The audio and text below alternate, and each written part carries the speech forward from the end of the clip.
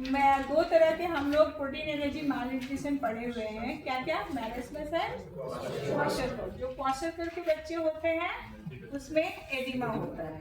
तो अगर बच्चा आपके पास आया तो अगर एडिमा है तो सबसे पहले एडिमा की जांच करनी चाहिए।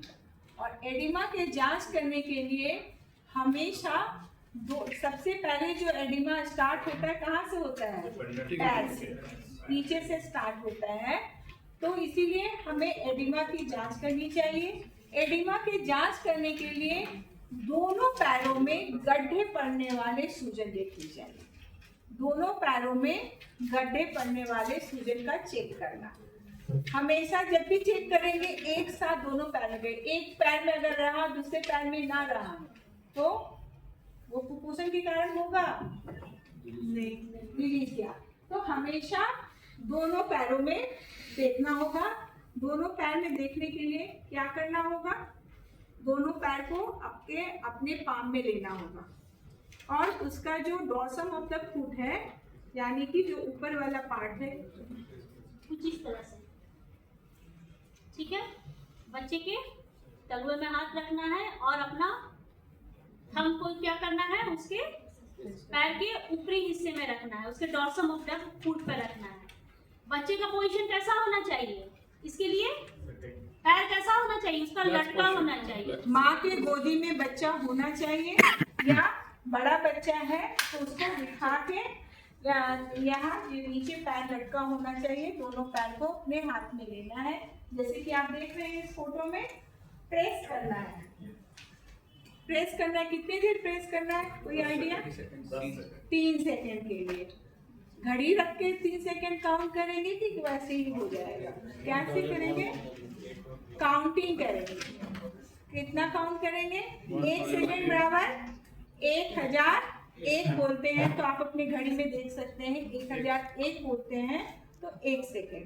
हमें 3 सेकेंड देना है तो 1001, 1002, 1003, 3 बार 3 सेकेंड तक प्रेस करेंगे, फिर रिलीज करेंगे। अगर वो धीरे से आ रहा है तो इसका मतलब कि एडिमा है। तो एडिमा की जांच करेंगे। एट ए टाइम दोनों पैर में एक साथ ही एडिमा का जांच करना चाहिए। तो 10 सेकेंड उसको करते हैं। तो हमें इसमें 3 सेकेंड दिया हुआ है, लेकिन कम्युनिटी बेस्ड मैनेजमेंट में जब हम लोग ट्रेनिंग देते हैं उसमें एडिमा के लिए हम लोग बताते हैं ये माइल्ड एडिमा होता है तो 3 सेकेंड में नहीं हम लोग कर पाते हैं, तो इसको हम लोग 10 सेकेंड करते हैं। 10 सेकेंड में अगर कम माइल्ड एडिमा भी है तो आपको प्रेस करने पे आप लोग हैबिट में 10 सेकंड वाला ही रखिएगा। बुक में अभी तक 3 सेकंड वाला ही, क्योंकि उसमें बहुत मिस हो जाता है, माइल्ड एडिमा मिस हो जाता है। तो एडिमा जो है पहले पैर से देखें, पैर से आपके यहाँ कमर तक आया, पेट तक आया, उसके बाद पूरे पेट 3 तरह का हो सकता है। तो जब नहीं है तो 0, अगर एडिमा ऑफ फीट और एंकल में है तो उसको +1 कहेंगे।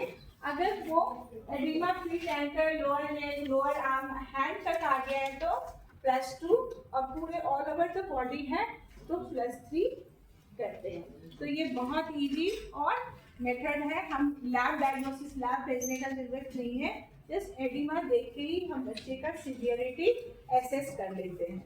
और एंथ्रोपोमेट्रिक मेजरमेंट में सबसे पहला काम बायलैटरल फीडिंग एडिमा ही देखना होता है। अगर ये मिल जाता है तो बच्चा सैम के क्राइटेरिया में आ गया है।